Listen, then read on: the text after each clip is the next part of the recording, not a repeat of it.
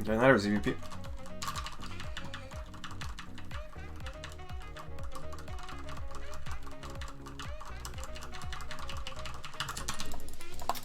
No, Risky doesn't know when and what. Okay, so someone in chat just linked the Risky tweet who said he's gonna be playing in GSL Season 1, but it's just that, like, for sure, we players think that it's gonna be a GSL. They just didn't announce the dates of the qualifiers yet, but it's gonna be after the Korean holidays, which is what the Korean players told us most likely. There's no official announcement, and we players also don't get more news than you guys, but you guys are just a lot more pessimistic than us. Like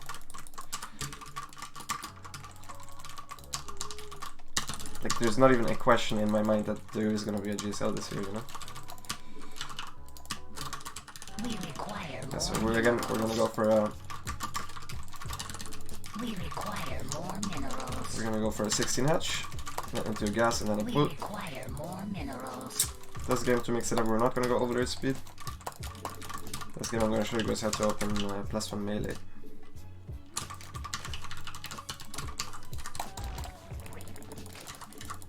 We require more minerals. We require more minerals. How do you decide what style to play versus toss? Just by seeing what he's playing. Can you explain a bit deeper? Sure. I play different styles on different maps, different styles against different opponents, and different styles depending on what I scout. I can't really explain much more in depth than that because it's just depending on what my opponent is doing. For example, against DtDrop I like to play Spire, but then on some maps I prefer just going Swarm Host, for example, go Chevalier Swarm Host even against DtDrop. So a lot of it is map dependent. Sometimes it's really just how I feel more so than anything else, because I really want to play something or because I think I have better chances with that against a specific player. So yeah, there's always different reasons. So we're gonna pull 2 out of gas. After 100, we actually didn't see a probe, so we could have just made 2 links, but on this map there's no second, third, so if he just goes to the third to block it, that would mean that he actually would block it as well. Position this overlord in a way where we can see if the left is leaving and where it's leaving to, because we want to run by a pair of links, or rather one zergling, which we're gonna do now. Double inject. Since we also saw no second chrono boost, so it's not gonna be a 2 that. I can make the third queen at 30 to supply, and we're scouting. Could be a proxy Stargate, no, it's a Dark Shrine. So we actually cannot go for... We actually cannot go sadly this game for +1 melee, because it's most likely either a glaive build or DtDrop.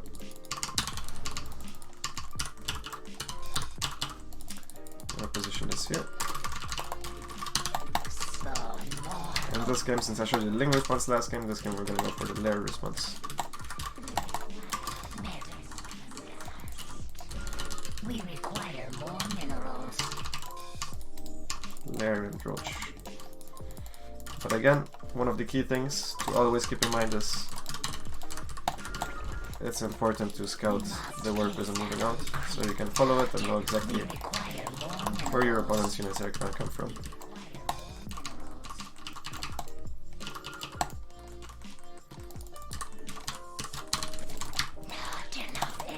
We require more minerals. So eyes on the minimap. Don't miss those warp rhythm, because it's very important. Already make some space. Okay, the warp rhythm was here just now.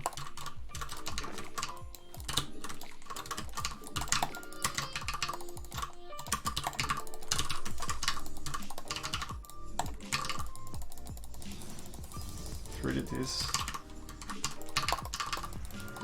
4 DTs. One of the things on this map that you need to make sure is that you won't let your opponent get into your main base, because I don't want to make that many roaches, so we're gonna get roach speed now.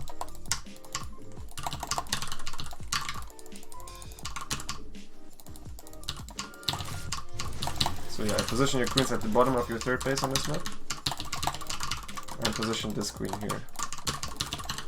Even though that can be a little bit annoying. And just to show how strong really the follow-up is that we did the game before, I'm also gonna, first of all, we need to check if this overlord is dead. We require more minerals. We're checking the timing of his third. Once we can make a second overseer.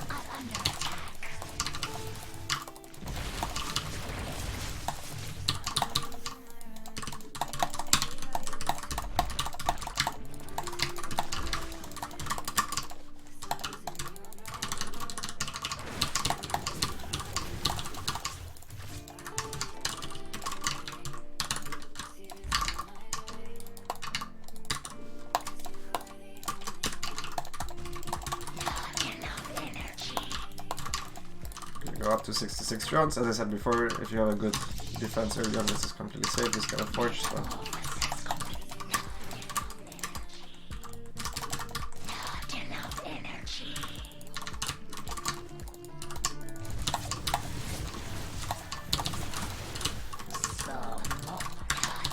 And that's why we made a second overseer.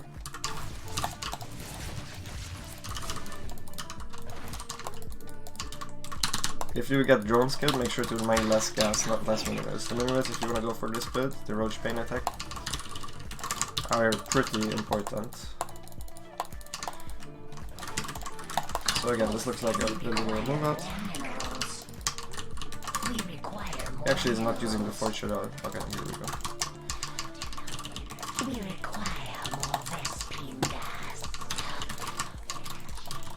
I'm gonna leave these here in case the warp person wants to go in here. I'm also gonna put this here.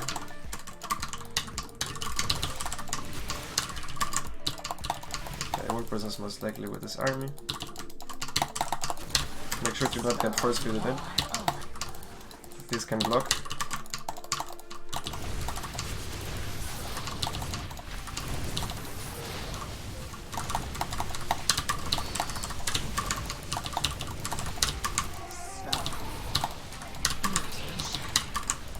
Is not in a great position, honestly. But he lost all his charge lots because they charged forward into the force fields. So we can just stutter step forward now and kill him.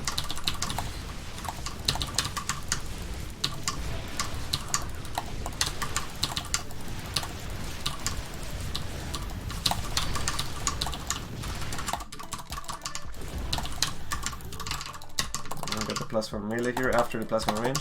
I always go +1 range first if I want to go for a timing. If I would want to go for late, then I would have gotten +1 melee first.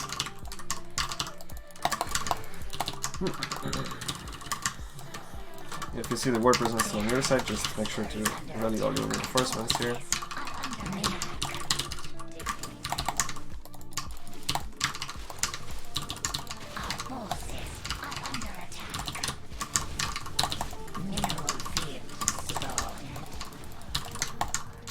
Of course we don't need to kill him anymore because we take his third base, but the fact of the matter is that we can.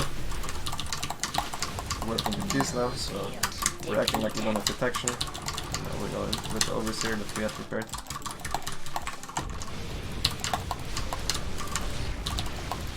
Always corrosive by safe targets like icons or units warping in. If you corrosive by something that's warping in, you will hit it.